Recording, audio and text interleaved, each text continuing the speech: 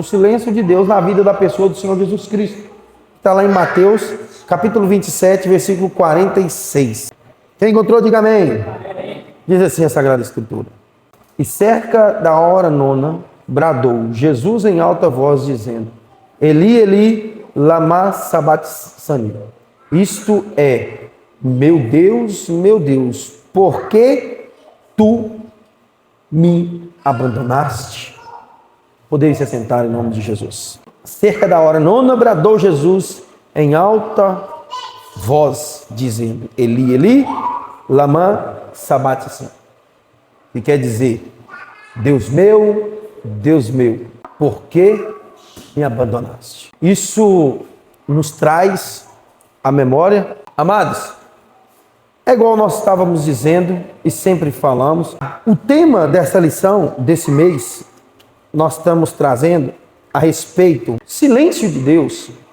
Ele nos traz algumas características, algumas visões, alguns posicionamentos, e que nos traz a memória de entender que nem sempre o silêncio de Deus é ruim. Nem sempre o silêncio de Deus é para nos matar. Mas todas as vezes que Deus está em silêncio conosco, é para guardar a nossa vida. É para nos preservar e aumentar a nossa fé.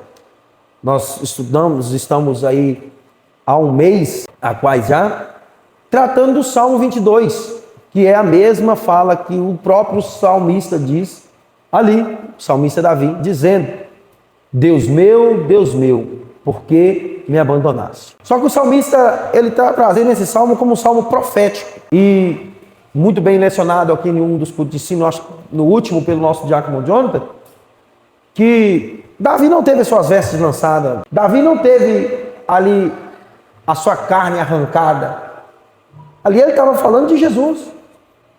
Ele estava falando da pessoa do Senhor Jesus Cristo. Ele estava mencionando a pessoa do Senhor Jesus Cristo.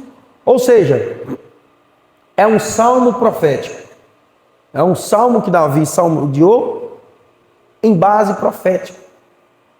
E isto veio refletir na vida do nosso Senhor Jesus Cristo nos últimos suspiros dele antes da morte dele. E o Senhor, ele, muito bem claro em dizer, antes da sua morte, ele fala essas frases, ele indaga essa frase, perguntando. Mas sabe o que me chama a atenção? Que Jesus não disse ali naquele momento: porque o Senhor me abandonou, o Senhor me abandonou, o Senhor me abandonou, o Senhor me deixou de lado. Não. O que ele falou? Deus meu, Davi Jesus mesmo no tempo, agora falando da pessoa de Jesus, mesmo no tempo difícil, no pronto para morrer, ele não abandonou Deus. Ele estava achando que Deus estava em silêncio, e como estava em silêncio, mas o silêncio para ele estava como se fosse um abandono, e Deus não tinha abandonado. Só que muitas das vezes, irmãos, no nosso processo de luta, no nosso processo de dor, no nosso processo de regeneração da nossa vida, nós passamos por dificuldade, e o nosso Pai Celestial, ele fica em silêncio. Ele aprimoriza a nossa fé, ele aprimoriza o nosso caráter e a nossa confiança nele. Nada melhor, irmão, para nós confiarmos mais em Deus do que esperar no Senhor. A própria Bíblia nos ensina: esperei com paciência no irmão Cassiano. É isso? Não. É esperei com paciência na irmã Maria. É isso? Não. É de quem? No Senhor. Esperei com paciência no Senhor. Quem falou isso? O próprio Davi, momentos depois, no Salmo 40. Acho que é no Salmo 40 mesmo, que ele vai falando, não é isso? Salmo 40. Até o final do Salmo 40, ali é um versículo que o evangelista Ezequiel gosta muito, eu também aprendi a amar, que fala sobre: eu sou pobre e necessitado. Acho que é o versículo 17, se não me falha a memória. Mas o Senhor cuida de mim. Davi está falando: Senhor, eu não tenho nada. A minha família tem tudo, meu pai é rico, meus irmãos faz parte do exército. Davi estava dizendo isso. Meus irmãos fazem parte do exército da grande aí, da batalha de Saul. Mas eu não. Eu sou pobre e necessitado. E isso também incrementa na nossa alma. Davi está dizendo: Senhor, o Senhor cuida de mim. O Senhor cuida da minha casa. O Senhor cuida da minha família. Eu sou pobre e necessitado. Eu sou pobre. Quando você fala ou ouve a palavra pobre, dá-se a entender que é somente de dinheiro. Mas não é somente de dinheiro. É de dinheiro e também de nossas vidas espiritual. Davi está clamando ao Senhor, dizendo: eu preciso do teu amparo. Eu preciso do teu cuidado comigo, Deus. Eu sou pobre e necessitado. Eu sou carente. Quando fala em pobreza, está falando em carência. Eu sou pobre e necessitado. Eu preciso da tua graça. Eu preciso do teu amparo. Porque senão eu não sobrevivo. Porque senão eu não consigo me manter de pé. Eu sou pobre e necessitado. Mas o Senhor, Ele cuida de mim. Quantas vezes nós passamos por luta, passamos por dificuldade, passamos por dor, passamos por sofrimento e conseguimos olhar para o alvo e falar: Senhor, cuida de mim. Guarda a minha vida, tenha misericórdia de mim, porque os meus inimigos, o Salmo 3 vai dizendo que os números dos meus inimigos têm aumentado. O próprio Davi está dizendo, ele está dizendo: Senhor, se não for o Senhor comigo, os meus inimigos vão me engolir vivo. Mas o Senhor tem guardado, o Senhor tem cuidado, e isso é cuidado de Deus. E muitas das vezes, irmão, pasme, e talvez todas as batalhas que você passou, Deus ficou em silêncio com você até você ser coroado, porque é testando a nossa fé, fazendo com que nós passamos pela Macedônia. Sabe quando o profeta de Deus chega com o dedo na sua cara e fala para você: olha, filho, você passou por isso, por aquilo, mas hoje eu estou te honrando, te dando graça, te dando força. Ele está dizendo: você venceu esta batalha. Pode que você acha que não, mas você venceu. Você foi coroado. Agora acabou, pastor? Não, levei mais. Mas a vida do crente tem que ser assim. É entre lutas e lutas que a vitória vai vindo. É entre provas e provas que a vitória vai chegando. Não tem vida de crente que não tem luta, não tem vida de crente que não tem derrota, não tem vitória, não tem vida de crente que não tem batalha, não tem vida de crente que não tem vitória. Toda luta, toda batalha, toda provação, ela vem posteriormente com a vitória, se você permanecer firme. E nós vemos nos dias de hoje qualquer coisinha fazendo nós abandonar a nossa fé. Nosso semblante já cai e nós não conseguimos ficar de pé. Irmãos, quando vem uma luta, nós olhamos para a cruz do Calvário. Quando vem uma provação, nós olhamos para a cruz do Calvário. E é ali, irmão, que nós conseguimos vitória. Amém? Nós vamos entrar no primeiro tópico desse tema nesta noite. Até Jesus enfrentou o silêncio do Pai. O crente também enfrenta, é o que eu disse. Mas o silêncio nunca foi sinônimo de abandono. O silêncio nunca foi sinônimo de abandono. Na cruz, Jesus clama: por que me desamparaste?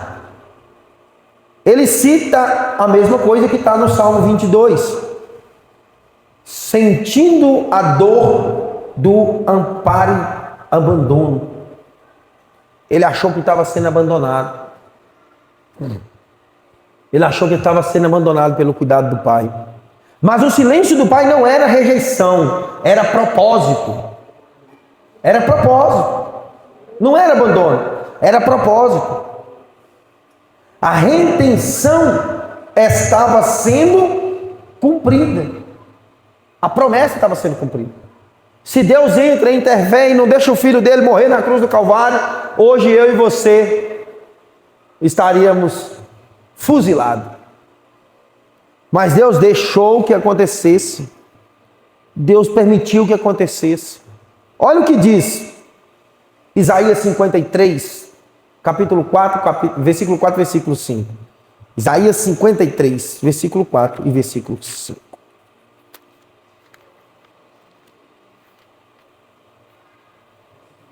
Isso.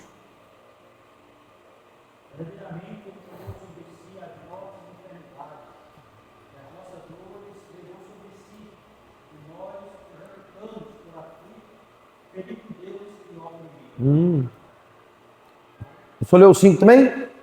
Pode ler o 5, por favor. Isso. O castigo.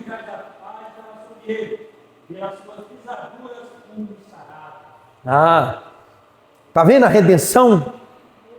Se Jesus não passa por o que ele passou, nossas pisaduras, as nossas mazelas,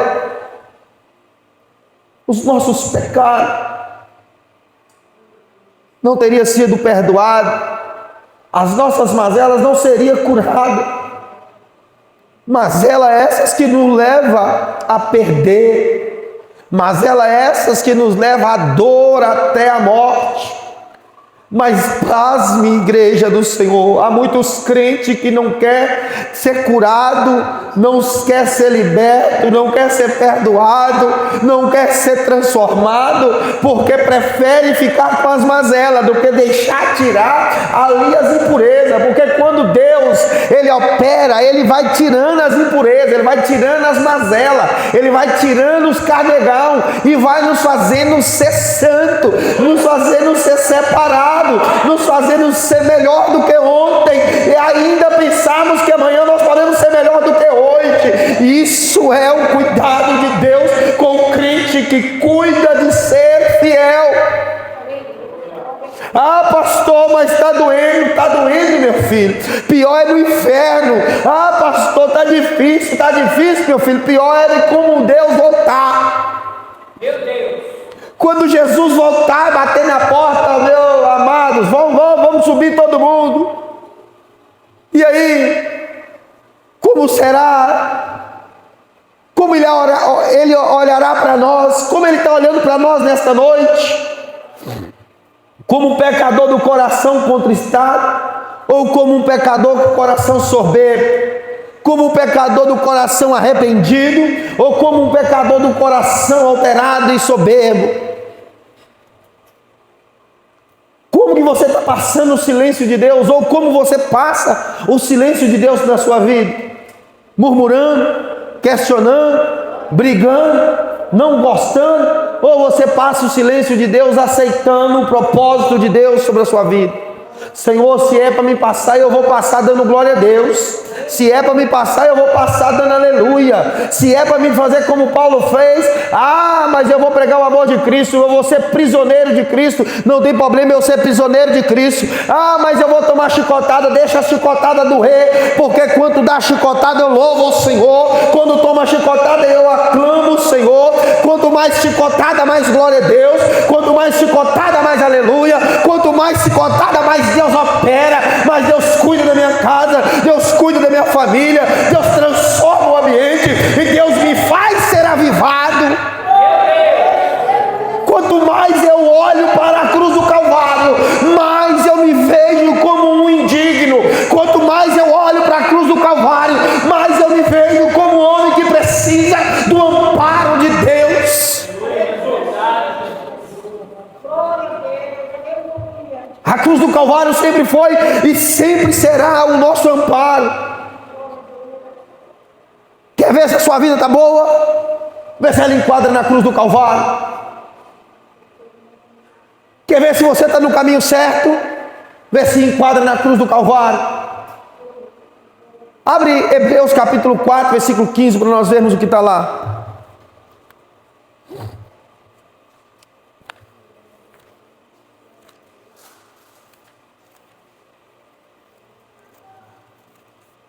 Hebreus capítulo 4, versículo 15. Porque não temos um sacerdote que não possa compadecer-se das nossas fraquezas, porém, porque com nós em tudo foi tentado. Meu Deus. Aí rebenta comigo, irmão Rai, que sou pecador. Aí acaba com a minha soberba, que sou pastor, que sou presbítero, que sou evangelista, que sou não sei o que sou apóstolo, que sou discípulo. aí acaba comigo. Por que, pastor, que acaba com você? Porque Jesus tinha as mesmas características que nós, mas preferiu ser fiel até a morte. Mesmo ele tendo as mesmas paixões, as mesmas dor, as mesmas dificuldades, ele preferiu carregar a cruz do Calvário para nos dar a vitória. Esse é o nosso sumo sacerdote. O sumo sacerdote, como diz João na sua linda passagem, dizendo que o bom pastor é aquele que dá a vida pelas ovelhas, e ele deu a sua vida por mim e por você na cruz do Calvário, para que nós andamos em santidade, andamos em perfeita e boa obra com o Senhor. É o único merecedor do nosso glória a Deus e nosso aleluia. É o único que é merecedor de nós sairmos da nossa casa e sentar aqui para prestar um culto a Ele com a inteligência, porque só é inteligente, irmão, quem presta um culto ao Senhor. Ah, pastor, mas só Deus sabe o tanto que eu estou cansado, só Deus sabe o tanto que meu corpo está doendo, mas só Deus sabe, irmão, o preço que vale você ter pago por Ele. É só Deus também que sabe, o Deus que tanto você clama, e você entregou Ele hoje um culto com inteligência, dizendo: eu estou cansado, mas eu vou adorar o Senhor. Eu estou cansado, mas eu vou lá dar glória a Deus e aleluia, porque Jesus me ajudou a vencer mais um dia. E todas as vezes que nós ficamos, irmãos, sentados, ficamos parados e não damos seguimento à vontade de Deus, nós estamos entendendo que Deus, Ele não é merecedor do nosso glória a Deus e do nosso aleluia, que Deus não é merecedor da nossa vida, que Deus não é merecedor do nosso culto com inteligência. Mas quando nós quebramos isso e começamos a entregar ao nosso Deus um culto com inteligência, nós começamos a entender o processo das coisas. Quando nós começamos a olhar para Hebreus, capítulo 4, versículo 15, que ele é o sumo sacerdote, nós não tínhamos um super-herói, nós não tínhamos um Batman, um super-homem, nós não tínhamos um super-herói da Marvel, não tinha nenhum tipo disso. Nós não tínhamos Máscara, que era um mutante, não. Nós não tínhamos nenhum desses personagens do gibi, não tínhamos não. Nós tínhamos Jesus, com a sua simplicidade, andando em jumento emprestado, atravessando os barcos, os mares com barcos emprestados, vivendo e pregando, e quando ali se juntava que tinha muita gente, nem sequer alimento tinha que pegar ali e multiplicar, porque era isso que era o momento. Era muita gente querendo saber a palavra, era muita gente querendo saber a verdade, mas pouca gente interessada verdadeiramente em Jesus.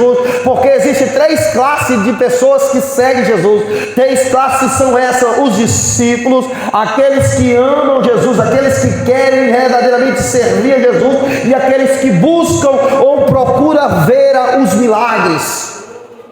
Qual dessas classes que nós somos? Tinha muitos. Aqueles que buscam os milagres e que querem ver, como nós fomos aí surpresos pela vida de Zaqueu. Não foi isso? Zaqueu não precisava de milagre porque ele tinha muito dinheiro.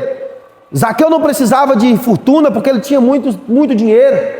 Zaqueu não precisava de ver quem era Jesus, porque se ele quisesse, ele mandava chamar e levar na casa dele. Mas ele preferiu, falou assim: opa, eu quero ver verdadeiramente quem é esse homem. O que ele fez? Aonde que ele foi parar? Numa figueira brava. Ele falou: eu vou olhar bem daqui de escanteio aqui, quem é esse homem? O coração dele estava aberto a receber a palavra de Deus. Por que o senhor sabe disso, pastor? Porque Jesus olhou para ele: desce depressa aí. Desce depressa aí, que hoje eu vou posar lá na tua casa. Quando Jesus fala isso, irmão Raio, o coração daquele homem não aguenta. Ele fala: meu Deus, eu vejo com os meus olhos da fé Zaqueu dizendo assim: eu não mereço que esse homem entre na minha casa. Eu estou observando ele desde lá de baixo, ele só fala em bênção. em prosperidade, em multiplicação. Talvez Jesus estava pregando naquela hora sobre compartilhar o pão com o irmão, compartilhar a vida. Ô irmão, se você tem, abençoa quem não tem, porque Zaqueu ao mesmo tempo ele vira e fala assim: olha Senhor, se eu tiver defraudado alguém, eu quero restituir, e aquilo que eu tenho aqui eu vou distribuir tudo aí, a metade com os pobres. Ele estava com o coração quebrantado, ele não estava preso a dinheiro, ele não estava preso à fortuna. E as bênçãos do Senhor chegou sobre a vida dele. O silêncio de Deus na cruz olhou para Jesus. E Jesus, mesmo vendo o silêncio de Deus, ainda chamou Deus de meu Deus. Tem muita gente, irmão, que quando está passando pelo silêncio, abandona a fé, se perde no meio do caminho, não se encontra. Silêncio, irmão. Nós temos que ficar parados. Opa, se Deus está no silêncio, eu tenho que permanecer do jeito que Ele me mandou aqui, até que Ele volta a me falar e eu continuar andando. É assim que Deus trabalha. É assim que Deus age em nossas vidas. O silêncio de Deus na vida do crente. O silêncio de Deus não é ausência, é trabalho invisível. Deus não está parado. Deus está trabalhando. Você não está enxergando, mas há milhares e milhões de demônios sendo derrotados nesta hora através do teu vida. Deus está olhando para você, que ele serve meu é fraco, é pecador, mas eu amo aquele servo meu. Aí o diabo vem querendo se andar com a tua vida. O Senhor aparta do meu servo, aparta da minha serva, porque se esse prato chegar, ele vai perecer. Se esse prato chegar, ele vai cair. Esse prato chegar, ele vai comer e não vai dar certo. E Deus vai livrando, Deus vai livrando, Deus vai livrando, Deus vai dando graça, Deus vai dando graça. E você, Deus, tem misericórdia de mim. Deus, cuida da minha vida, cuida da minha alma, Senhor. Aquilo que eu não vejo, o Senhor vê. Aquilo que eu não sinto, o Senhor sente. E você vai clamando e Deus vai operando. E você vai clamando e Deus vai trabalhando. E você vai clamando e Deus vai abrindo porta, Deus vai quebrando corrente, Deus vai fazendo multiplicação, Deus vai fazendo que a nossa vida seja outra vida na presença dEle. Esse é o propósito. Deus trabalha no invisível. Deus trabalha no invisível. Pastor, mas Deus trabalha no visível, também trabalha. Há momentos que você vê o livramento. Mais para trás aqui, mais para tarde que nós vamos ver isso. Muitas das vezes, irmão Raí, nós achamos que Deus não está conosco, porque nós não vimos um milagre urgente. Eu preciso de uma cura, mas essa cura não está vindo. Deus não está comigo. Aí eu sofro um acidente, bato o carro.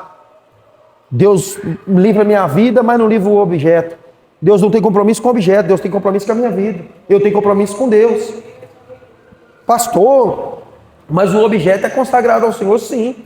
Meu carro é Deus que me deu, é prosperidade da parte de Deus na minha vida. Mas impede dele quebrar? Não. Impede de eu adoecer? Não. Mas Deus nos dá a vitória. Deus nos garante a vitória. E isso tudo acontece. Tem pessoas que acham, irmão, que Deus não deixa acontecer na vida do crente. Olha para Jó, como Jó passou. Olha o que Jó viveu. Olha o silêncio de Deus na vida de Jó. Olha o silêncio de Deus na vida de José. Passou anos sendo forjado. Deus deu um sonho. Ele falou: eu vou ficar aqui de pé até que esse sonho se cumpra. E um dia o sonho se cumpriu. Eu conversando com o presbítero irmão Jefferson hoje à tarde, e ele me trouxe a memória sobre os filhos de José. Ele vai falar depois disso, que ele está estudando sobre isso. Mas José no meio da corrupção. José no meio da prostituição, José no meio da dificuldade, conseguiu manter seus filhos firmes. Independente do lugar que nós vivemos aí nesse mundo pecaminoso, se nós quisermos, nós mantemos firmes. Se nós quisermos, nós mantemos com os olhos limpos, com as mãos puras, com o coração puro. Só basta eu e você querer. Mas se nós quisermos render ao pecado também, tem prato que falta, irmão. Tem muitos pratos aí recheados, querendo esperar na gente. Mas basta eu e você ter esse cuidado. Assim como Jesus experimentou o silêncio, nós também passamos por ele. Nós passamos por períodos sem resposta. Isso não é abandono, é processo, tratamento e maturidade. No silêncio, Deus molda, alinha, prepara e fortalece. É no silêncio que Deus forma o caráter do homem. É no silêncio que Deus molda o homem. É no silêncio que nós ganhamos maturidade. É muito bom, irmão, quando Deus fala com a gente vai falar com o povo. Mas e quando nós estamos, que Deus não fala com nós, Jesus, o que está acontecendo? Jesus, o que está acontecendo? Aí nós começamos a ficar preocupados.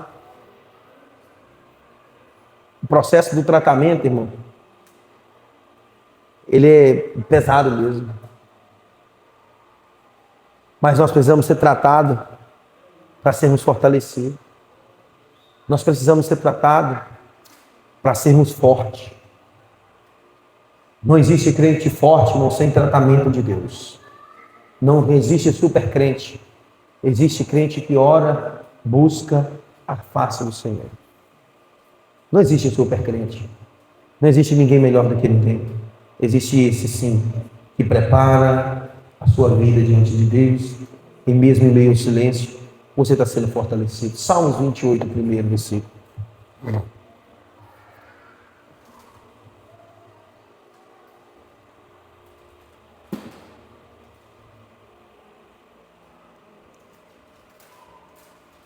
Outro irmão abre Lamentações, capítulo 3, versículo 26.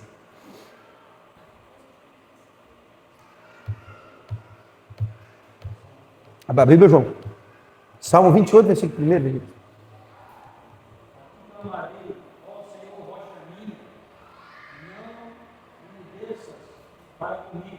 A ti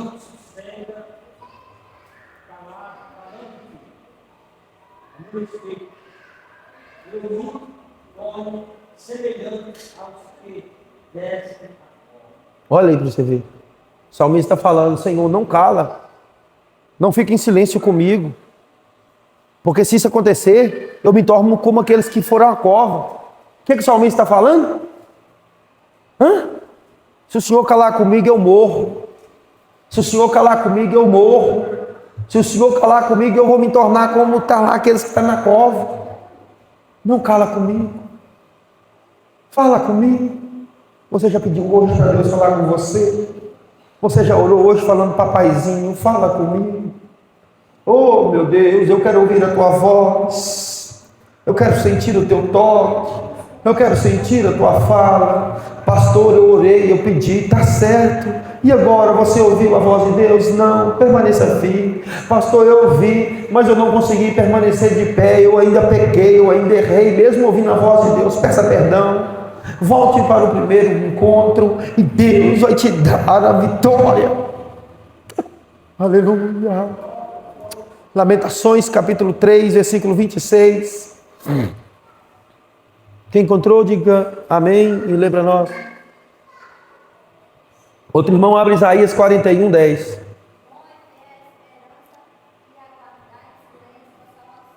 Ah, meu Deus. Bom é o quê? Ter a esperança, ter a fé e guardar o quê? Em silêncio, o quê? A salvação no Senhor. Tem muita gente, irmão Raí, querendo status. Tem muita gente querendo holofote. Mas tem poucos que estão querendo a salvação. Mas tem poucos que buscam a salvação.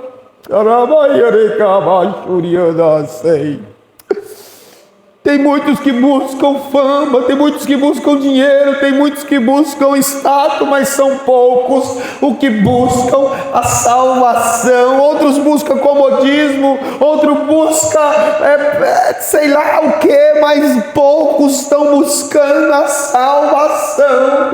Ai, meu irmão, Eu disse domingo na escola dominical para os jovens a seguinte frase: jovens, pregar o evangelho é essencial, mas saber que o evangelho causa em nós a transformação de vida para ir morar no céu é fundamental para a nossa salvação, é fundamental para a nossa vida com Deus. Pregar o evangelho é essencial, nós precisamos pregar o evangelho, mas primeiro eu tenho que sentir o impacto dele na minha vida, primeiro eu tenho que sentir o impacto dele no meu coração, primeiro eu tenho que sentir o impacto dele na minha casa, na minha família, para que eu possa continuar levando esse evangelho. Pastor, mas a minha família não aceita, pega-se mesmo. Pastor, mas eu estou passando por luta, continue firme, que Deus nos garante a vitória. Isaías 41:10. Não temas, Meu Deus. eu sou contigo. Não te assombres, porque eu sou teu Deus. Vai, de caminha, assobiada, séria. Meu Deus, quem te ajuda não é eu, quem te sustenta não é eu, quem faz você se aquietar não sou eu, é o Espírito Santo, é o Pai, o Consolador amado, que até nesse exato momento que leu a palavra, que até a morte de cruz era guiado em uma arca, era guiado na presença do tabernáculo, mas é momento que o céu se rasgou, Jesus desceu, pegou a vitória do crente e nos garantiu a bênção, e no dia do Pentecoste ele deixou morada em nós. A partir daí ele habita em vós, ele habita em vós, ele habita em vós. Ele mais agora não é um amuleto, ele mais agora não é algo que é carregado, ele mais agora não é algo que pode ser tocado com as mãos, mas sentido com o coração, mas sentido com a graça vindoura de Cristo através da morte de cruz. Então não se espante, então não se atemorize, acalma, porque Deus é o nosso Deus, o nosso refúgio e fortaleza, socorro bem presente na hora da angústia. Às vezes nós ficamos confusos, sem saber o que Deus quer para nós, e começamos a indagar Deus de uma forma perigosa, achar que nós temos direito de agredir Deus na parede. Tem gente que tem essa loucura na cabeça e falar: eu pus Deus na parede. Quem é nós, irmão, para pelo menos falar isso? Nós temos que ter cuidado na nossa fala. Tem gente que fala que puxa a cadeira e põe para Deus sentar com ele. Que autoridade nós temos essa? Tem gente que é mais ousado que os outros. Eu não. Quando eu entro na presença de Deus, eu entro na humildade, porque eu estou entrando na presença daquele que é maior. Porque qualquer vacilo é me ciranda ali naquela hora. Não espero nem eu começar a orar. Me fulmina. Nossa primeira palavra ao ajoelhar: Senhor, tenha misericórdia de mim, eu estou entrando na tua presença. Perdoa os meus pecados, sara minhas feridas, me ajuda, Senhor, a permanecer, a melhorar os meus caminhos. Mas tem gente que ajoelha e fala: Senhor, me dá isso, me dá aquilo, me dá... Jesus não é caixa eletrônico, irmão. Jesus não é banco, Jesus não é supermercado. Não, irmão, nós temos que parar de pensar que Jesus é isso. Primeiro nós temos que agradecer, irmão. Primeiro nós temos que pedir, a única petição que nós temos que pedir é que Deus tenha misericórdia da nossa vida. É depois, irmão, que você já agradeceu, que você já atraiu a presença de Deus, que você fala: Senhor, se o Senhor acha graça aos seus olhos da minha pessoa, me concede com essa bênção, me dá isso, muda isso, transforma isso. Sabe por quê, irmão, que nós não recebemos? Porque pedimos mal. Nós não recebemos por isso. Você vê crente ficar frustrado aí porque está pedindo e não recebe, porque não é grato, não sabe agradecer, não sabe pedir perdão, não sabe andar pelo caminho. E quando não acontece isso, nós vamos sofrendo, nós vamos padecendo, nós vamos morrendo, e a nossa alma nunca vai ser saciada. Abacuque 1, versículo 2, e Abacuque 2, versículo 3.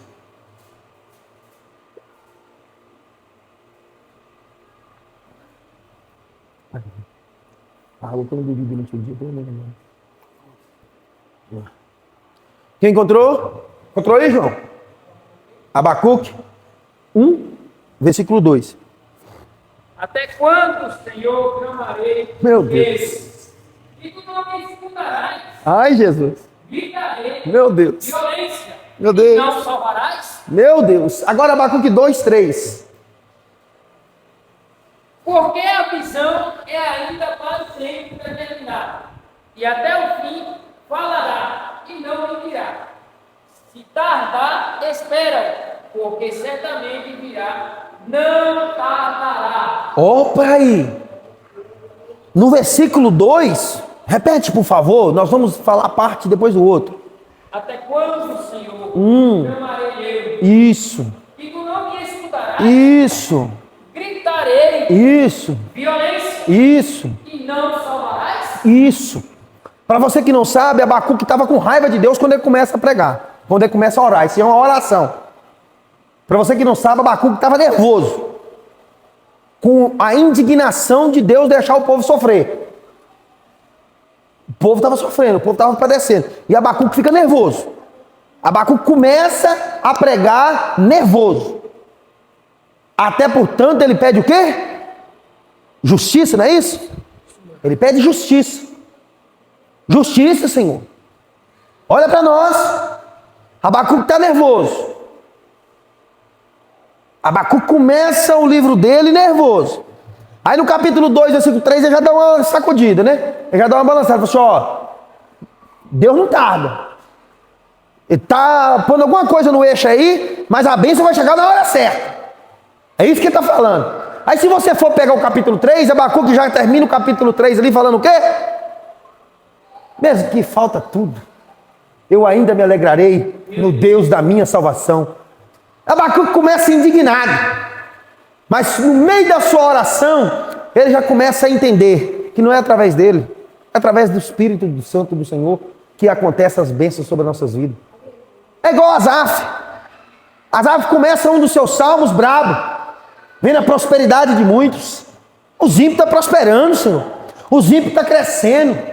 Os ímpios têm, os ímpios faz, os ímpios isso, os ímpios aquilo. Aí Deus começa a trabalhar no coração de Abacuque. E Abacuque, de Asaf. E Asaf começa a pensar: rapaz, os ímpios até têm, os ímpios até faz, os ímpios até consegue, mas os ímpios não têm a salvação. Os ímpios não têm a graça. Os ímpios não têm o cuidado que eu tenho do Senhor. Eu acho que ele pensou assim, mãe, eu fiz burrada em começar a minha oração falando dos ímpios. Eles estão até tendo, eu estou até olhando para eles, estão até prosperando. Mas a prosperidade que eles têm é aqui, a prosperidade que eu tenho está no céu. Eles podem até ter carro do ano, eles podem até ter dinheiro no bolso, eles podem até ter avião, eles podem até ter jatinho, mas o que eu tenho eles não têm. O que você tem, Asaf? Eu tenho a graça, eu tenho o amor de Deus, eu tenho a vontade do Senhor sobre a minha vida com alegria. É isso, é essa a diferença, é esse o cuidado de Deus, é esse o mesmo cuidado que Deus vai tendo lá em Jó, quando capítulo 14, se não me falha a memória, que a árvore foi cortada, mas Deus teve misericórdia e as suas raízes estavam cheias de água, e quando as raízes ainda estavam cheias de água, ela brotou, ela deu flor, ela deu fruto, ela permaneceu de pé. É sim a vida do crente, pode até te pisar, pode até te cortar, pode até te jogar no chão, mas se a sua raiz é no Senhor, você vai levantar, você vai ficar de pé, você vai passar pela luta, você vai passar pela prova, mas Deus vai te dar a vitória. É isso. E depois, pastor, depois disso tudo, depois do silêncio, irmão, do silêncio, sempre tem o quê? A resposta. Depois do silêncio sempre tem a resposta. É tão inusitado, irmão, que parece que acontece assim. Você pede e Deus fala, vou ver se ele está querendo mesmo em mim. Vou esperar para ver se ele quer em mim mesmo. Se ele quiser em mim, ele vai esperar um tempo aí determinado aí que eu determinei aqui para ele receber a vitória. Aí nós começamos a arrancar cabelo com a mão, começa a falar que a ansiedade bateu, daí a pouco dessa ansiedade passa para estresse, desse estresse depois passa para depressão, e fala que não sei o quê, e começa a não sei o quê, e começa a ficar louco. Não é não, irmão, é falta de confiança no Senhor. Pastor, então o senhor está falando que não existe depressão. Irmão, se você tiver com algum indício, procure um psicólogo, procure um psiquiatra. Não deixe de procurar. É fundamental para a nossa vida. Mas procure um crente, que não vai falar com você que você tem que extravagar, beber uma. Não, procure um crente, que vai falar com você que você tem que orar, você tem que jejuar, você tem que ler a Bíblia, você tem que buscar no Senhor. Irmãos, é um índice até curioso, mas há um índice de quem lê a Bíblia todos os dias, ele é mais feliz, mais determinado e que tem menos probabilidade de ter depressão, ansiedade ou estresse. A ciência comprova isso. Quem lê, pelo menos de 3 a 4 vezes na semana, o grau disso cai a quase zero. Mas quem não lê está vulnerável a isso tudo. A estresse, ansiedade, depressão e risco aos vícios. Talvez o que falta em nós é um pouco mais de leitura de Bíblia. Talvez o que falta em nós é um pouco mais de meditar no Senhor. Por que será que nós fica 2 horas no telefone tranquilo e não cochila? Você pegou na Bíblia 5 minutos e pescoço quebrado. É porque você exercita sua mente para o telefone, não exercita sua mente para a Bíblia.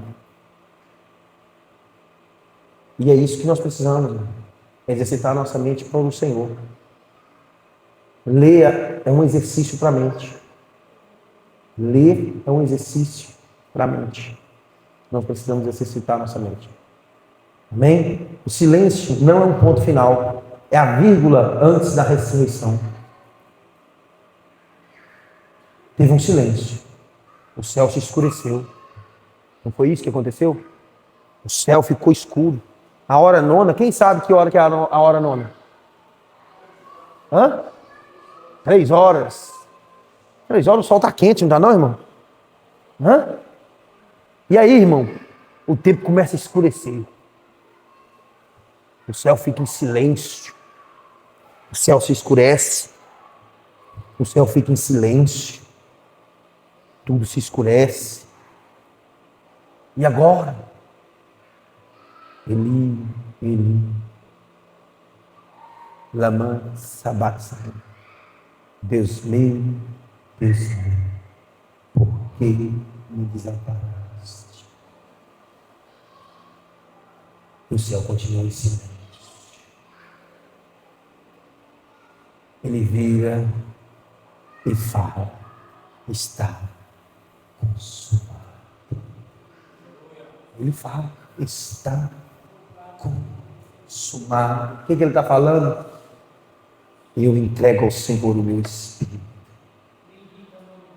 Eu entrego ao Senhor. Está consumado. Acaba aqui. O meu ciclo nessa vida como homem. Ele morre dessa sepultura. E ao descer a sepultura, ao terceiro dia, estavam os seus lençóis dobrados. Mas há um mistério nesse lençol dobrado que eu quero trazer uma pregação sobre isso. Os lençóis não foi dobrado de qualquer forma. Há um ritual que quando o lençol é dobrado e colocado da forma que Jesus colocou, há um sinal. E esse sinal é o quê? Que ele vai voltar. Eu vou trazer na íntegra para você sobre o lençol dobrado e você vai ver como que é tremendo essa passagem bíblica. Só vou trazer sobre o lençol dobrado e você vai ver o quanto Deus é poderoso através disso. Ele estava dizendo, o lençol está dobrado à cabeceira, o lençol está dobrado aqui, ele está dizendo, eu vou, mas eu voltarei. Amém, glória a Deus. eu tô indo, mas eu vou voltar. E aí, irmão, aí tudo acontece como aconteceu. O povo não acreditou, mas aí quando ele ressuscita, o céu se volta ao normal. E agora, ele está à destra do Deus Pai, olhando para nós e nos dando graça, nos dando sustentabilidade, nos dando força e capacitação. Todo o silêncio divino prepara a manifestação, mudança e vitória. Deus se cala na sexta, trabalha no sábado e responde no domingo. O que o senhor quer dizer com isso, pastor? Deus morreu, ficou ali morto no sábado e no domingo o que aconteceu? Ressuscitou. Pastor, então o que o senhor quer falar com isso? Há um tempo, irmão, da morte à ressurreição. Há um tempo do silêncio à resposta. E esse tempo é preciso ser respeitado.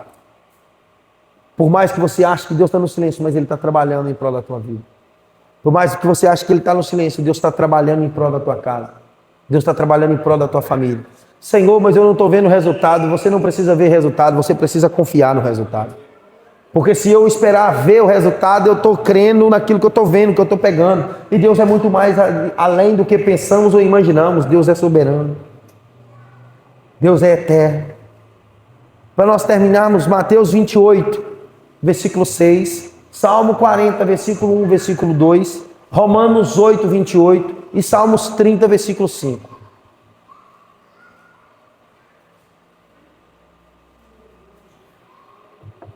Vinte e oito, 6. Ele não está aqui, porque já ressuscitou. Ô glória. Como tinha dito, Vinde, jazia. Meu Deus. Aleluia. Salmo 40, versículo 1 e versículo 2, para nós ganharmos tempo.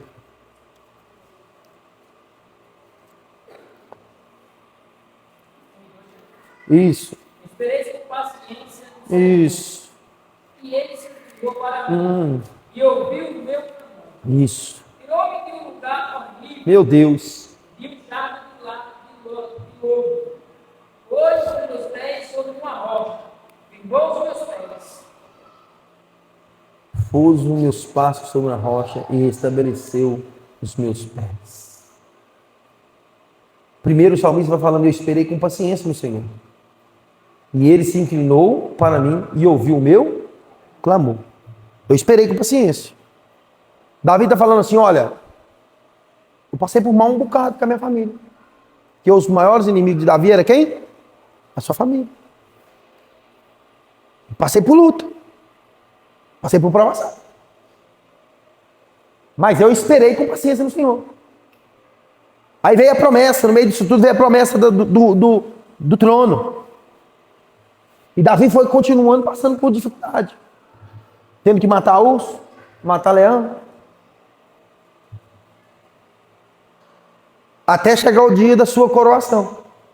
Aí ele vai falando, e ele também me tirou de um lugar horrível. Ele mudou a minha vida. Ele mudou a minha história. Ele me transformou. Mas não foi da noite para o dia, não. Precisou eu esperar com paciência no Senhor. O diamante bruto, irmão, você pega e você não dá nada. Mas quando ele lapida, você consegue enxergar o quão valioso ele é. O diamante bruto é cheio de defeito, é feio. Pesquisa para você ver sobre as pedras preciosas. Quanto mais bonita que é, tem uma pedra, esqueci, a turmalina. Ela é dentro de um geodo, se chama de geodo. A turmalina. Eles chamam ela de geodo, que é tipo um ovo, pra você ter uma ideia. Só que por fora, se você pegar ela, parece uma casca de sapo. Toda cheia de lodo, cheia de pontinho, igualzinho a cabeça do microfone assim. Toda feia, toda ruim. Só que quem é especialista sabe que todo geodo tem pedra preciosa lá dentro. Não sabe qual, mas tem pedra preciosa lá dentro. E eles quebram com cuidado. Porque lá dentro tem pedra preciosa. Aí eles vão bater nela. Quebrou. Glória a Deus. Abriu-se. Aí quando olha lá dentro, turmalina. Você sabe quanto custa a grama da turmalina? R$3.000. Esses dias eu estava vendo um vídeo sobre isso, e eu até chorei, porque eu comecei a entender o processo que Deus faz na nossa vida. O menininho, sim, humilde lá no norte de Minas, mas muito humilde mesmo, muito humilde mesmo. Tinha um golzinho vermelho desses bolinhas, os primeiros que saiu, e ele queria trocar o seu carro. Ele acha um geodo, com cada ponta de turmalina desse tamanho. Irmão, ele não ficava em pé não, ele caía sentado, chorando. Agora eu troco meu carrinho, agora eu troco meu carrinho. Quantas vezes que aquele homem bateu-me pedra que não deu nada? Quantas vezes que aquele homem esperou para cavacar um buraco e achar uma pedra? E quando achava, ia ser dentro, oba, achei um geodo e ele é grande. Batia, no que batia, ele quebrava e não tinha nada de precioso lá dentro, era só alguns cristais fracos, que não eram valiosos. É assim na nossa vida. Muitas das vezes Deus olha para nós, ou o homem olha para nós e fala, ali tem um geodo, e aquele geodo por dentro está cheio de pedra preciosa, mas quando vai olhar está podre, não tem nada. Mas há um outro, você olha para ele, esse aqui não tem nada. Mas quando você bate, que você quebra, você vê as pedras preciosas, as turmalinas saindo. E isso é gratificante aos olhos do Senhor, igreja. Deus, Ele cuida dos seus. Salmos 30, versículo 5, nós terminamos, e Romanos 8, 28. E aqui nos encerramos. Isso. 35. Não, capítulo 30, versículo 5, Salmo. Salmo 30, verso 5. Porque a sua ira Isso. dura só um momento. Isso. Isso. Uhum. Isso. Mas a alegria Ela vem? vem pela manhã. É o salmo que eu postei ontem. Esse salmo aqui eu acordei pela manhã ontem e Deus me tomou para ler esse salmo. Estava lendo o livro de, fala a memória agora, Joel, e depois vou ler o salmo. O Salmo 30. E eu li no Salmo 30, eu me parei, eu lá ia até fazer um vídeo sobre isso. Só que ontem eu não estava muito mexendo em rede social, eu falei, não vou fazer não vou postar não, vou ficar mais à vontade hoje. E isso me deixou eu com o coração alegre. O choro ele pode durar a noite inteira, mas a alegria ela vem pela manhã. Romanos 8, 28, e nós terminamos.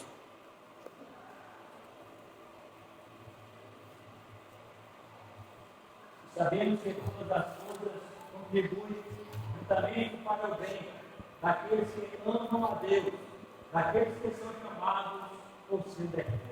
Então o que acontece? Todas as coisas contribuem para o bem. Mas o bem de todo mundo? Bem de quem? De quem ama a Deus. Há uma diferença. Há uma diferença e nós precisamos entender essa diferença. Senão nós não resolvemos. O silêncio de Deus não significa abandono. Não é descanso. Não é rejeição. É preparo, processo e propósito. Se Deus calou, é porque algo maior está vindo. Pense nisso. Opa, Deus calou comigo. Está vindo coisas grandes. Aí nós continuamos. Tem coisa boa chegando. Tem algo acontecendo. Não importa o que eu sofri. O que importa é que eu sobrevivi. É isso, irmão. O que importa é que nós sobrevivemos. E vamos cantar um hino da vitória. Amém? Fique sobre os vossos pés, vamos orar. Espero que a palavra possa ter penetrado no coração dos irmãos. Que nós faça alguma mudança em nós. Que a mesma palavra, irmão, quando ela é pregada aqui, eu passei o dia todo hoje pensando nessa palavra. E Deus, Ele é perfeito. Deus, Ele é maravilhoso. Amém? Feche